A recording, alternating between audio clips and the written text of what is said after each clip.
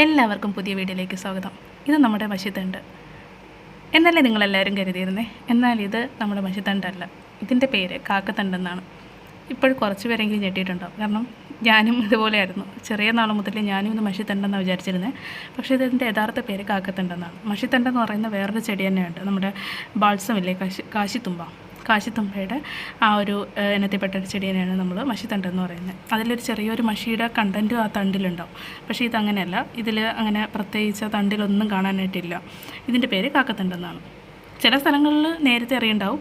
പക്ഷേ ഞാനൊക്കെ ഇത് ഈ ഇടക്കാലത്താണ് അറിയുന്നത്. അതിനെക്കൊണ്ട് അക്സെപ്റ്റ് ചെയ്യാൻ പറ്റുന്നുണ്ടായിരുന്നില്ല. കാരണം പണ്ട് നാൾ മുതൽ ഞാനിതിനെ മഷിത്തണ്ടെന്നാണ് വിളിച്ചിട്ടിരുന്നത്. ഞങ്ങൾ സ്ലേറ്റൊക്കെ മായ്ക്കാനായിട്ട് ഇത് ഉപയോഗിക്കുമായിരുന്നു. അപ്പോൾ നിങ്ങളുടെ നാട്ടിൽ ഇതിന് എന്താ വിളിക്കുന്നതെന്ന്, ഇനിയും ഇതല്ലാതെ വേറെ പേരെന്തെങ്കിലും ഉണ്ടെങ്കിൽ, ഇൻട്രസ്റ്റിംഗ് ആയിട്ടുള്ള പേരുണ്ടെങ്കിൽ അത് കമൻറ്റ് ബോക്സിൽ മെൻഷൻ ചെയ്യണം കേട്ടോ. സാധാരണ രീതിയിൽ ഔഷധപരമായിട്ട് വൃക്കകളുടെ അസുഖങ്ങൾക്കൊക്കെ വളരെ രീതിയിൽ ഉപയോഗിച്ച് വരുന്ന ഒരു ചെടിയാണ്.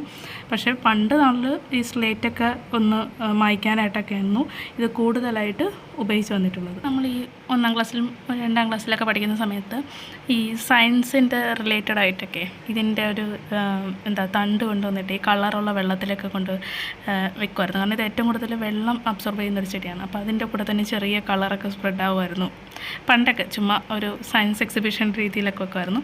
നിങ്ങളും ഇതുപോലെ ചെയ്തിട്ടുണ്ടെങ്കിൽ ഇൻട്രസ്റ്റിംഗ് ആയിട്ടുള്ള കാര്യങ്ങളൊക്കെ ഒന്ന് ഷെയർ ചെയ്യണം കേട്ടോ. നമുക്കിപ്പം നല്ല മഴക്കാലമല്ലേ, മഴക്കാലം പ്രമാണിച്ച് നല്ല ഈർപ്പമുള്ള ഈ ചുമരിന് അല്ലെങ്കിൽ മതിലിൻ്റെയൊക്കെ അടുത്തായിട്ട് ഇത് നല്ല രീതിയിൽ വളർന്നു നിൽപ്പുണ്ട്. ഇപ്പോൾ ഞാൻ നോക്കിയപ്പോൾ ഇവിടെ അത്യാവശ്യം കൊച്ചു കൊച്ചു കൂനകളായിട്ട് വളർന്നു നിൽക്കുന്നുണ്ടായിരുന്നു.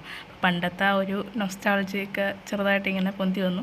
അപ്പോഴാണ് ഞാൻ ആക്ച്വലി ഇതിൻ്റെ പേരിൻ്റെ കൂടെ എന്തെങ്കിലും കുറച്ച് ഇൻട്രസ്റ്റിംഗ് ഫാക്ടേഴ്സ് ഉണ്ടെന്ന് തപ്പിപ്പോഴാണ് അറിയുന്നത്. ഇതിൻ്റെ പേരേ ഇതല്ല. അപ്പം എനിക്കതൊരു വല്ലാത്തൊരു അബദ്ധം പറ്റിയ പോലെ ആയിപ്പോയി. നിങ്ങൾക്ക് ഇങ്ങനെ എന്തെങ്കിലുമൊക്കെ ഉണ്ടെങ്കിൽ ഷെയർ ചെയ്യാം കേട്ടോ. അപ്പോൾ ഇനി അടുത്ത വീഡിയോയിൽ കാണാം. അതുവരേക്കും tata, bye bye, see you. പിന്നെ ചാനൽ സബ്സ്ക്രൈബ് ചെയ്യുന്ന ആരും മറക്കരുത് കേട്ടോ.